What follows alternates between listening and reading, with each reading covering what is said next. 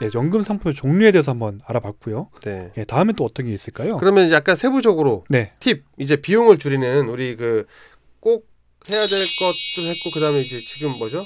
지금 하면 좋을 하면 것들. 좋은 거. 네. 하면 좋은 거니까 우리가 좀 비용을 낮추는 거에 관심이 되게 많잖아요. 많죠, 많죠. 특히 막 말이 많았잖아요. 보험 연금은 뭐 사업비가 높니 남니 막 이런 얘기 많이 네, 하잖아요. 네, 네, 그죠? 네. 그리고 일부러 설계사가 사업비가 낮게 설계해서 해줄 수 있지만 네. 예, 그게 좀 약간 못 믿어오시면 본인이 알아야 되잖아요. 내가 알고 요청하면 되기 때문에 그렇죠. 일단은 비과세 종신연금에서 사업비 개념이 좀 중요한데요. 보통 5년 이상 납입을 하고 10년 유지하는 조건이에요. 네네. 예, 기본이 10년이에요. 10년. 10년을 유지하셔야 저축성 보험은 비과세가 됩니다. 예, 그러면 연금을 보통 5년 납에서 한 20년 납 이렇게 해가지고 납입을 한 다음에 몇 년 거치를 해야 돼요. 그 다음에 연금 개시가 됩니다. 네. 그럼 종신으로 받든 뭐 쪼개서 받든 이렇게 하면 되는데 그러면 다 비과세가 된다고 보는 거고요. 밑에 보시면 우리가 보통 기본 납 내가 한 달에 60만 원짜리 연금을 가입했어요. 네. 그러면 사업비가 한 6만 원 빠지는 겁니다. 네. 비용이 6만 원이 좀 넘을 수도 있고 예전에 좀 높았는데 지금은 좀 떨어졌어요. 근데 추가 납입 제도를 이용해 가지고 추가 납입은 기본 보험료의 2배를 할 수 있습니다. 아, 더 낼 수 있다는 거죠. 2배 정도. 네. 2배수 안에서 더 네. 많이 해주진 않아요. 2배수 아니고 사업비가 제로고 요즘에는 제로다 보니까 그러면 60만 원짜리 연금을 가입해가지고 사업비 6만 원 내는 경우도 있지만 네. 20만 원짜리 가입하고 자동 추가 납입을 40만 원 하셔가지고 사업비를 2만 원으로 줄이는 거죠. 전체 납입액은 같은데 같은데 네, 기본 납을 좀 낮춤으로써 사업비가 줄다 보니까 그 사업비가 준 게 수익률로 비교가 돼버리는 거죠 나중에. 그러면 이렇게 똑같이 운용을 했을 때 적립액 차이가 많이 납니다. 네. 네. 많이 나고 보험사에서 싫어할 내용일 것 같은데. 싫어하지만 제도가 만들어져 있기 때문에 활용할 필요가 있겠죠. 네. 소비자 입장에서 봤을 때 관심 있는 게 뭐냐면 나 지금 한 5년 됐는데 해지환급금이 얼마야? 이렇게 많이 조회를 해보시거든요. 그러면 이제 이렇게 추가 나입해서 사업비가 줄어든 게 이 해지환급금, 중도 해지환급금이 굉장히 높죠. 네. 그만큼 사업비가 덜 빠지고 했으니까 차이가 많이 나요. 그래서 금액이 클수록 그리고 내가 이렇게 이 구조를 만들어 놓으시면 중간에 뭐 휴직을 하시거나 네.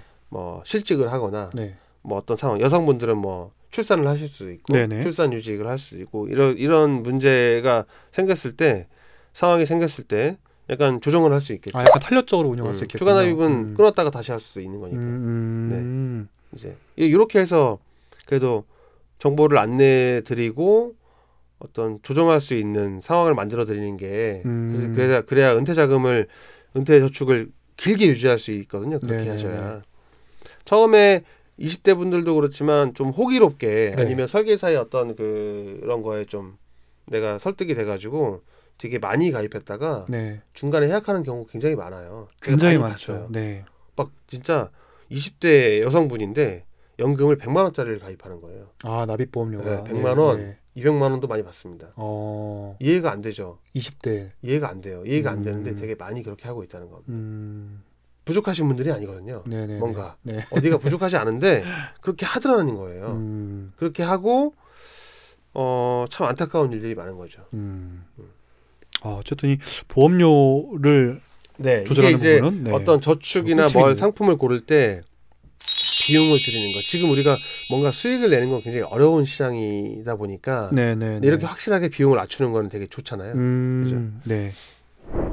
비용을 낮춤으로써 혜택을 높이는 방법이었고요. 그다음에 이제 연금 크게 두 가지. 아까 이제 비과세 연금을 봤으니까 지금 연금 저축을 볼 텐데 연금 저축은 세액공제다 이거예요. 연금 저축은 세액공제다. 예, 연금 저축이라는 게 들어가요. 연금 저축 상품은 세액공제 상품이다 이렇게 이해하시면 되고. 네네.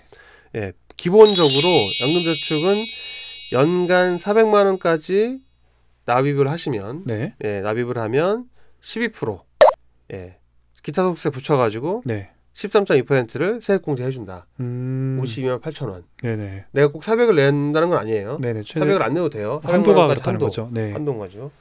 그리고 최근에 올해는요 50세 이상은 600까지 해줍니다. 3년 동안 앞으로 3년간. 네. 요거는 이제 최근에 바뀐 거라서 팁으로 좀 말씀드리는 거고 내가 아직 연소득이 5,500 이하다. 그러면은 세액공제율이 높아요. 16.5% 높고 네, 중간에 내가 뭐 연봉이 올라갔다 1억 네. 2천으로 네. 직장인분들도 이제 꿈의 연봉이죠. 1억 넘기는 네. 거. 네.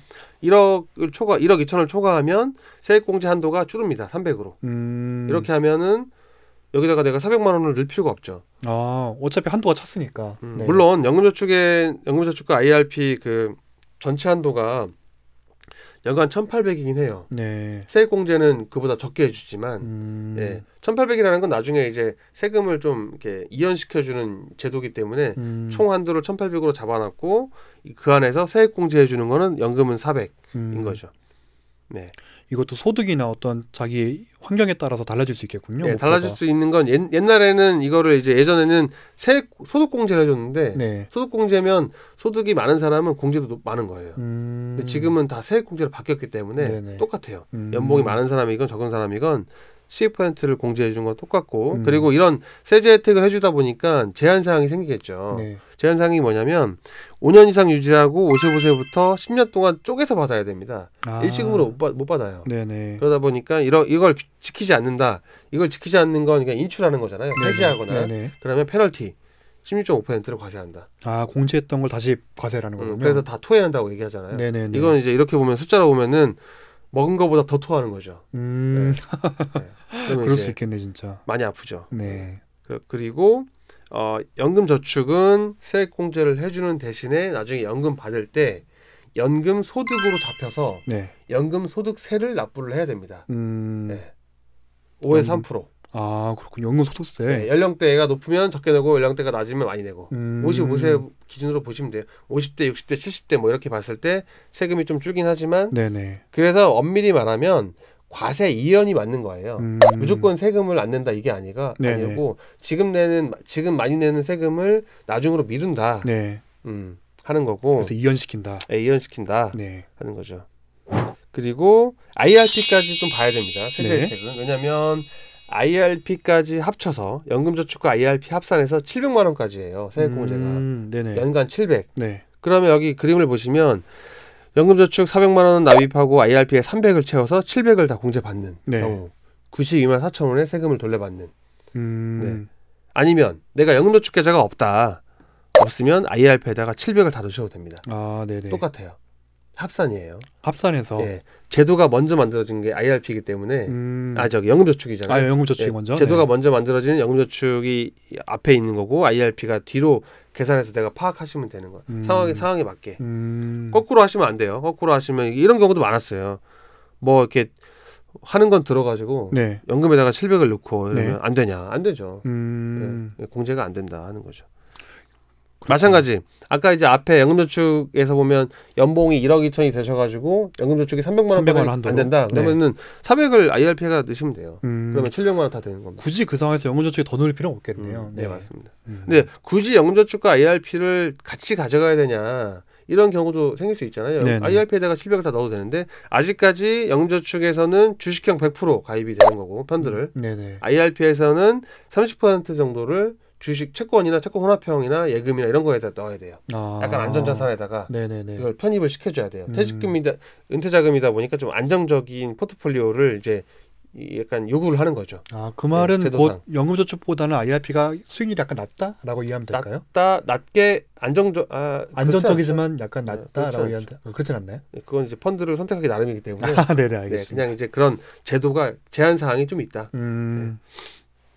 알겠습니다. 연금저축과 IRP는 총한도 700만 원 한도에서 세액공제가 주어지고 있습니다.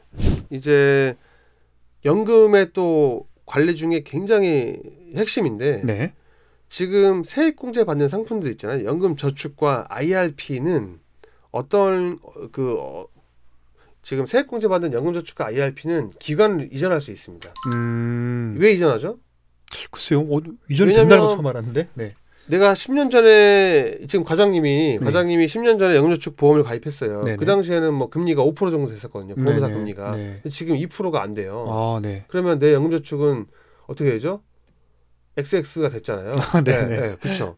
내가 이렇게 앞으로 그러면 계속 가져가다가 20년 있다가 받아야 되나? 그럴 수 있잖아요. 그래서 중간에 해약하면 되지? 해약하면 어떻게 되죠? 해약하면 손해를 보는 페널티가 있잖아요. 연금저축은 세금이 받았기 때문에. 그래서 연금저축은요 기관을 이전할 수 있는 연금저축 이전 제도가 있습니다. 아, 내가 그래서 연금저축 보험에서 연금저축 펀드를 이렇게 옮길 수가 있어요. 지금 해약하는 기준에서 세전으로 그 페널티 세금을 공제하기 전 그냥 순수한 해지 금액으로 옮길 수 있는 겁니다. 물론 증권사에서도 옮길 수 있지만 현실적인 실무에서는 대부분 보험에서 증권으로 옮기는 사례가 되게 많죠. 그렇게 많이 옮기세요. 그래서 옮겨서 증권사 연금저축 계좌에서 펀드로 이제 구성을 해서 조금 더 수익률을 내고 은퇴 자금을 관리하는 거의 이제 그러면 이제 본인이 직접 관리하는 형태가 되는 거죠. 네. 이렇게 해서 기관 이전을 많이 하고 있다 하는 거고 IRP도 퇴직할 때 IRP를 어디서 받으셨어요? 어느 기관에서? 저는 은행에서. 뭐 은행에서 그죠? 은행에서 IRP를 받았어요. 근데 은행에서 뭐 시원치 않아, 마음에 안 들어 그러면은 내가 증권사로 IRP 계좌를 만들어서 옮길 수도 있습니다. 다양하게. 그래서 연금저축 계좌와 IRP는 기간 이전이 자유롭다. 그리고 그 제도를 만든 지가 오래됐고요.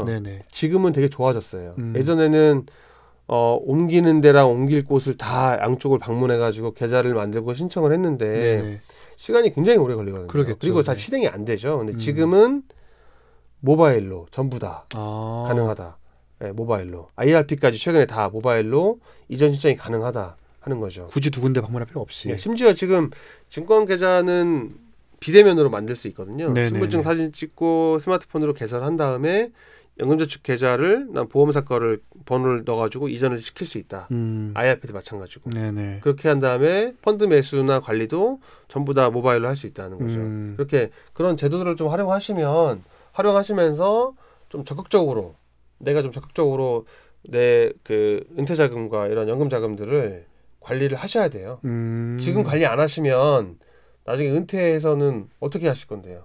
그때 막막하겠죠. 진짜. 왜냐하면 은퇴 기간도 60세 퇴직한다고 해도 90세까지 살아야 되는데 30년 동안은 그냥 뭐 땅 파놓고 돈 묻어가지고 뺐을 수 없잖아요. 그렇죠. 그다음에 뭔가 내 은퇴 자금도 굴러가면서 인출이 돼야 되는 형태가 돼야 됩니다. 운용되면서. 30년 동안 그냥 원금에서 내가 빼먹으면 금방 소진되잖아요. 그렇죠. 운용되면서 뺐으려면 계속 계좌를 내가 관리할 수 있는 형태가 돼야 된다. 그거를 직장인이면 지금부터 관심을 가져야 된다는 거예요. 그래서 내가 계좌도 만들어보고 펀드도 가입해서 사기도 하고 팔기도 해보고 익숙해져야 됩니다. 지금 아마 부장님 그 50대 이상 분들한테 여쭤보시면 되게 그런 부분들 되게 어려워하실 거예요. 그러니까 저희가 퇴직 예정자 교육들도 많이 하는데 만나보면 그런 부분들을 좀 어려워하십니다. 그런 부분들을. 퇴직금은 많이 쌓였는데 은퇴 자금들은 많이 모아져 있는데 앞으로의 관리를 어떻게 할 것이냐. 그런 문제들이 좀 문제가 되는 거죠. 그렇죠. 네, 오늘 일단 재무 설계에 있어서 좀 하면 좋을 것들, 연금제도 이해하고 또 연금 저축 상품들을 하나씩 한번 살펴보고요. 또 투자 비용이나 세금을 줄이는 방법들 이런 것들을 한번 쭉 한번 살펴봤습니다. 그럼 다음 시간에 계속해서 이어서 더 알아보도록 하겠습니다.